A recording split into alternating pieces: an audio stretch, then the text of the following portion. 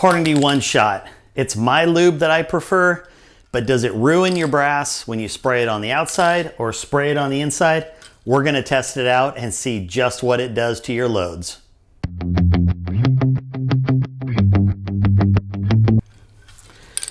If you've been watching my channel for any period of time, you know that despite popular opinion, I am a huge fan of Hornady One Shot. I have had really good luck with it over the years. I use a simple spray bag technique to get it applied to my brass, but every time I show it, I always get comments like, hey, it's being dispersed unevenly, you're getting it on the outside of your brass, you're getting it on the inside of your brass, what if it hits a primer? And I thought, you know, it's probably time that we do a video and at least try to dispel some of the myths around using Hornady One Shot. Now, this has nothing to do with how it actually works as a lube. I happen to have good luck with it when I use it in my Dillon. I've had good luck with it with my Zero Press, my Forester Coax, and several other presses. So that's really not what this video is about. I thought I would just do a simple test at the range, and here's what I'm looking at doing. I have 10 pieces of brass here. I have another 10 and another 10, and what I've done is I have simply marked out 10 pieces of brass that are going to have a black line through them, 10 pieces of brass that have black lines on the bottom, and 10 pieces of brass that are unmarked, and those are going to be our controls. This also happens to all be virgin brass, so there is no other lube or anything else that's been applied in any way to the inside or outside of these, other than a very slight amount of lube when I expanded the necks, but that is not going to affect anything inside of the case here. So here's what I'm gonna do. We have our control. I'm not gonna do anything to those, so that's this row. And then what I'm going to do with the 10 pieces that have the mark on the bottom is I am going to saturate them. So they are dribbling out. Well, I guess I can just leave them in here. And I am just filling these up. It's actually splattering out. That's how much is being sprayed in here. And this is partly to see what happens to the primers. Now, I've never actually soaked them like this, so there's no telling what's gonna happen here. But we're gonna dump those out in a second. In the meantime, I am going to spray the outside of the ones that have the black line, and we're just going to hit those with a nice coating here.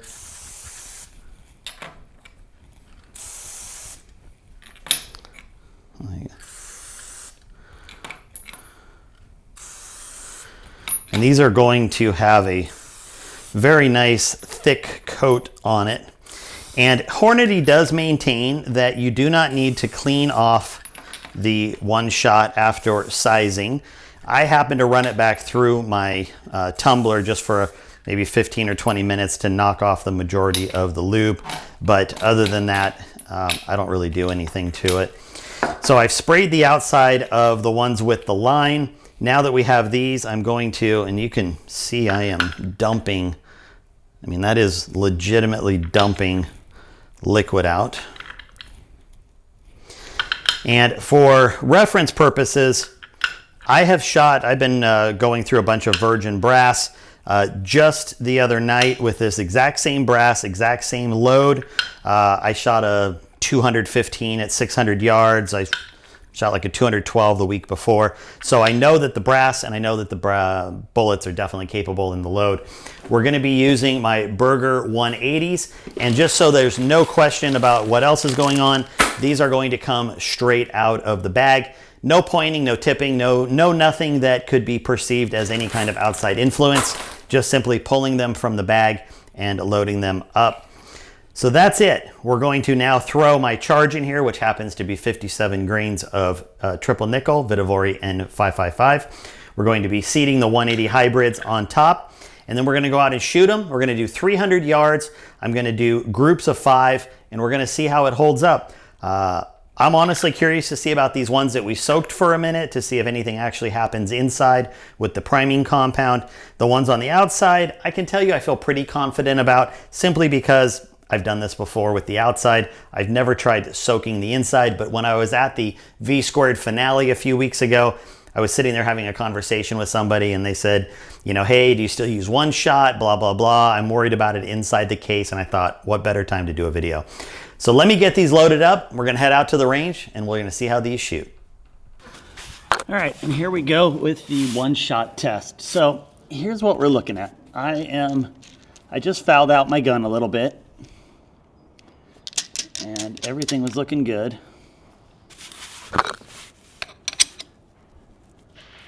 Just making a little final adjustment here. Okay.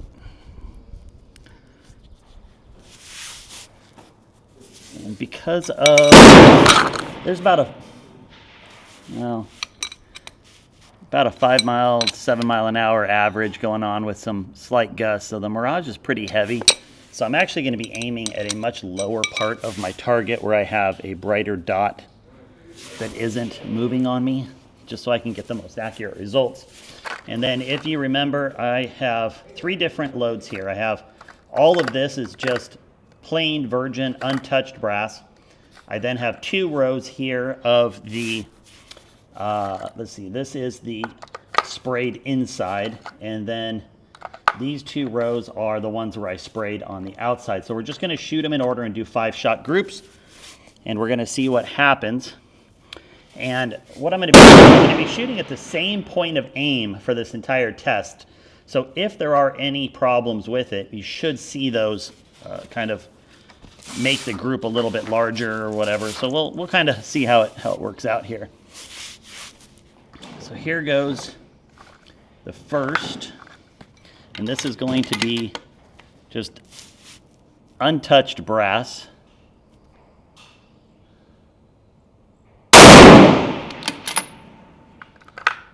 And then we have inside the case brass.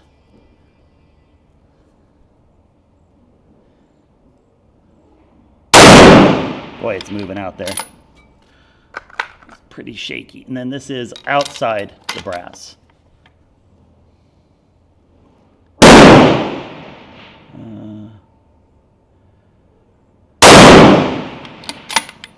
And we're just going to keep rinse and repeating here.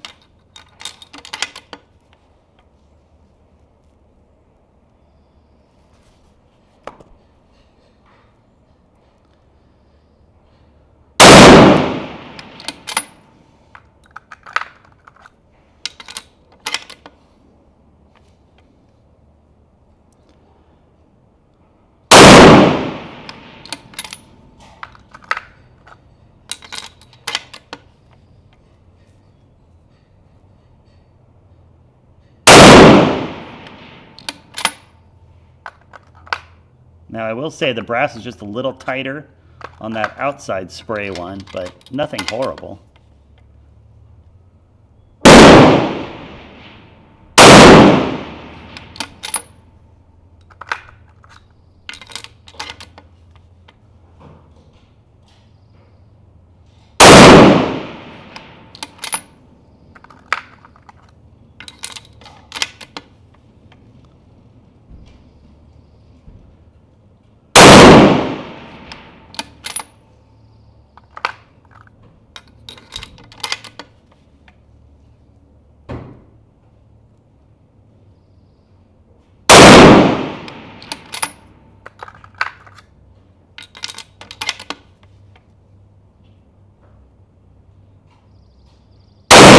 That's a little high.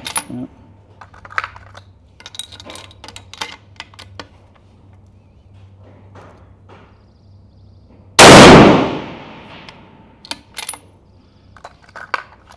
One more set here.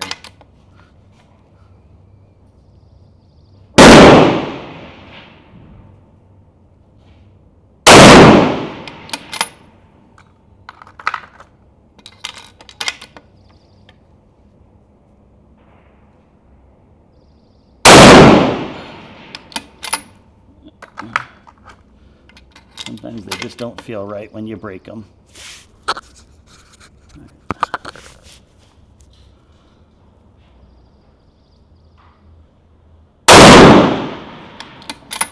And I'm aiming at, that aiming spot is a 3/4 inch dot.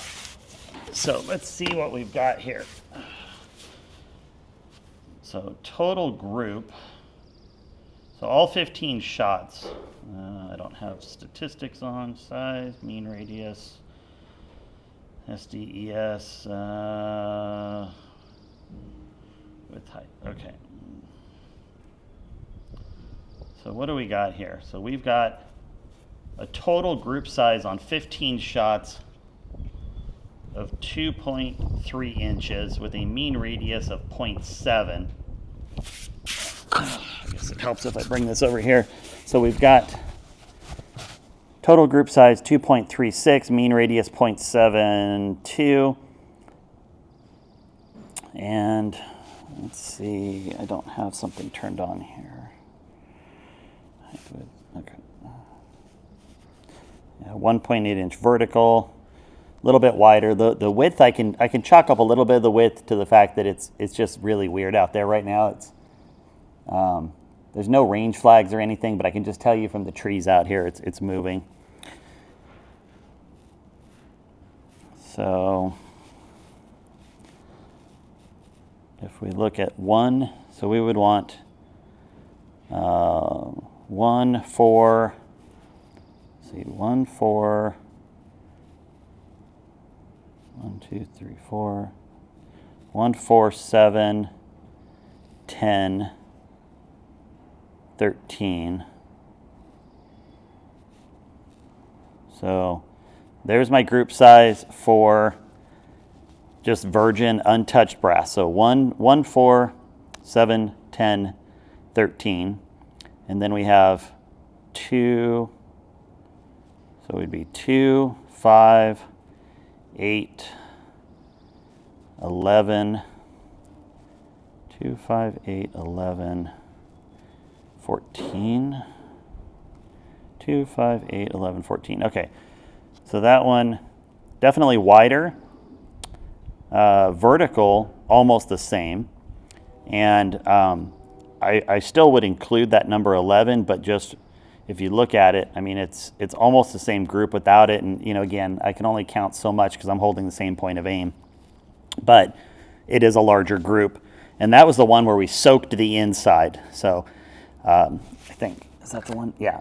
So those are the ones where I soaked them inside and everything. So then we go to sprayed outside. 3, 6, 3, 6, 9, 12, 3, 6, 9, 12, 15. 3, 6, 9. So 3, 6, 9, 12, 15. So group size there, 1.47 inches. Definitely a little more, I mean, a little bit more vertical, 1.38. But again, if I go to 1, 4, 1, 4, 5, that's, yeah, 0.86. So the one on the outside had a little more vertical to it. But we're going to let the gun cool for a minute, and then we're going to repeat this test. So again, we're going to do the just plain virgin brass. We have the sprayed inside, and we have the sprayed outside. Let's see what conditions look like. Still pretty miragey down there, but I've got a good, it's a pretty strong right to left in the pits, but there's another cut through that'll kind of mess with things here. So yeah, so there's some conflicting stuff out there. Even for 300 yards, you'd be amazed how much can change out there. So let's see how this goes.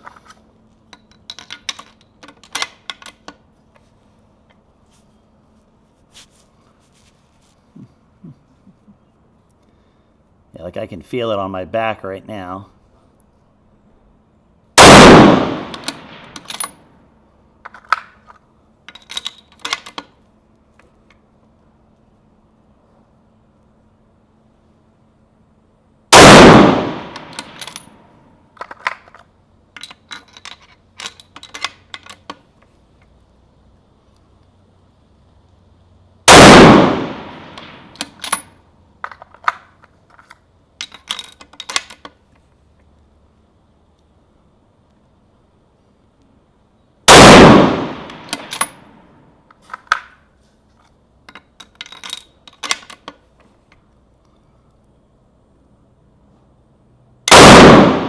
All right, now I will tell you, that one felt weird. It shot great, but there was something just a little weird about that one. Oops. Move over here.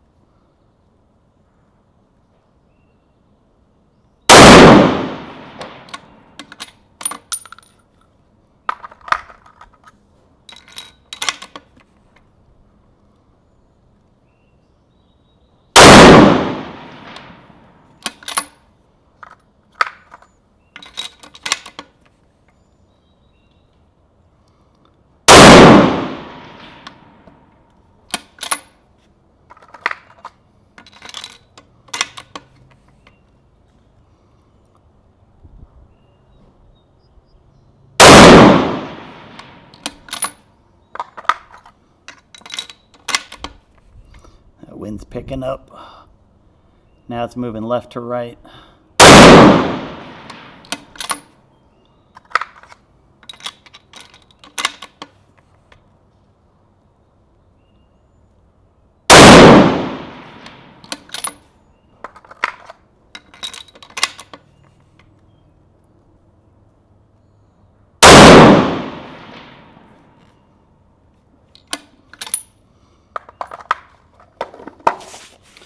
All right, let me bring my mic over here and let's take a look.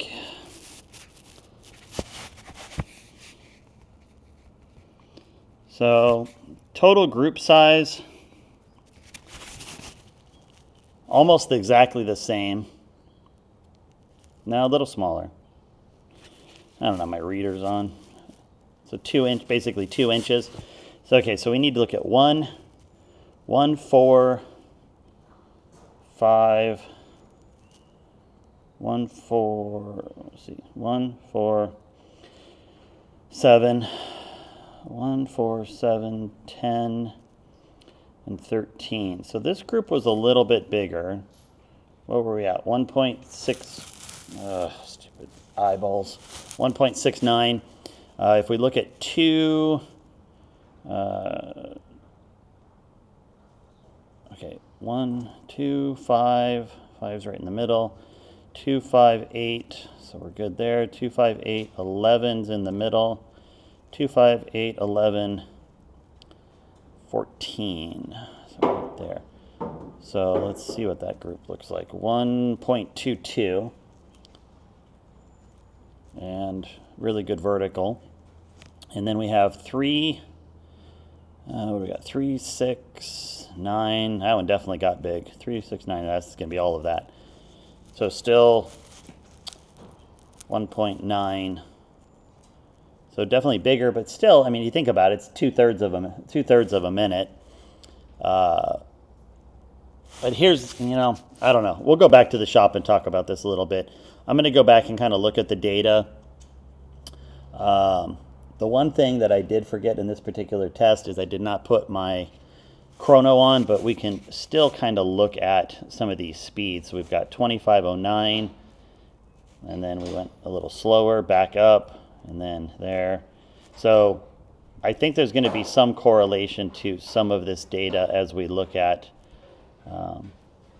it here. And even though I'm not the biggest fan of using shot marker velocities for data, it's still something to look at. So I'm going to head back. We'll go back in the shop and we'll kind of wrap this up and see how we feel about it. We are back from the range, and overall, I think that was a really good test. It showed virgin brass. It showed brass that we had filled and let sit for about 5 minutes. And then it showed brass that we had liberally covered on the outside, all of which are very good situations for trying to figure out, does this really have an effect on your loads?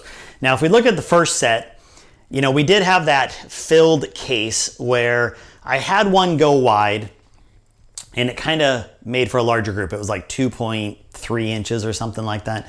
And the other two groups were 1.3, something like that, 1.4, really, really close to each other with the nothing done straight virgin brass and then the outside treated brass. And if we take out that one outside shot, then the filled cases obviously are right in line with everything else. And I normally wouldn't take out a shot like that because look, it's part of the group. It needs to be part of the data set. But when we look at the second set, you will see that we had a little bit different wind because 7, 8, and 9 kind of went out the right a little bit. So that just tells me that's a wind issue. That doesn't tell me it has anything to do with virgin brass or one shot or any of that kind of stuff.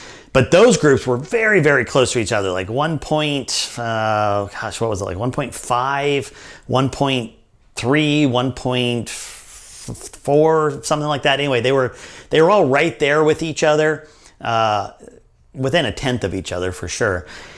And so that one really kind of helped solidify that the first one and the second one really had very similar results, even with a couple of those little outside shots. Now, at the end of the day, the overall groups were still well under a minute. They were like 2/3 of a minute for 15 shots under varying conditions in some, twitchy little up to 7 to 10 mile an hour switching wind. So all of that combined tells me that overall, I at least feel even more confident using One Shot. Now, I don't get paid to use One Shot. I just use it because I like it. I have to buy it like everybody else off Amazon, but or wherever you get it. But it's getting more expensive. It was worth evaluating to make sure it was still something I felt confident using. But looking at the results, the brass, everything like that. Now, here's the one caveat. You heard me say that a couple of those shots that were filled did have a little bit of a weird feel to them, almost like a hang fire, if you will. They printed great, velocities were pretty good. There really wasn't anything that was like outside of the normal with those, other than how they felt to me. And it was shots, I think 3 and 4 on the filled ones, but they still shot great. And then we get to the outside coated brass. The bolt lift was just a little stiffer, which I would expect. You've got a little bit of a coating on the outside of the brass. It's going to take up a little bit of that expansion, but it didn't have any effect on target as far as I'm concerned. I think it's still printed really well, and I think if you were using one method, not that you would fill cases as a method of doing it, but if you're leaving one shot on or taking one shot off or whatever, I think that if you're working up your loads under those conditions, you're going to have good success. So with that, I hope it helps put to bed the is One Shot going to hurt my loads if I leave it in the case, if it's on the outside, any of that kind of stuff. And as always, get out and shoot. Go have some fun. We will talk soon. Have a good one.